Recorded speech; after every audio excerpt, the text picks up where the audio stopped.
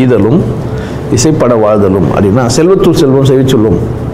இசைப்படுதல்னா அதுதான். ஒரு யோகி இசை வசப்படுறாரு. ஒரு யோகி ஏன்னா அது இசைந்து கொடுக்குது அந்த யோகிக்கு. இவர் அதை வசப்பட்டுக்கிறாரு. அவரால் தான் ஈயவே முடியும். ஈதல்னா கொடுக்கணும்னு நீங்கள் என்ன பண்ணிடணும்? எதை இல்லை, எதை உங்களால் சம்பாதிக்க முடியாததோ அதை நான் கொடுக்கணும். உங்களால் பணம் சம்பாதிக்க முடியுமா முடியாதா?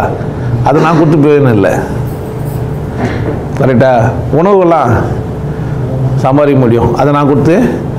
இறைவனை எந்த புக்கு வச்சு பறிஞ்சிக்க முடியும் நீங்கள்? ஆனால் தெரிஞ்சவன் இவர் தப்பாக சொல்லிடுறாரு, இவர் சரியாக சொல்லிடுறாரு, சொல்ல முடியுதில்ல? அவர் தான் ஈதலில் இருக்கிறாரு.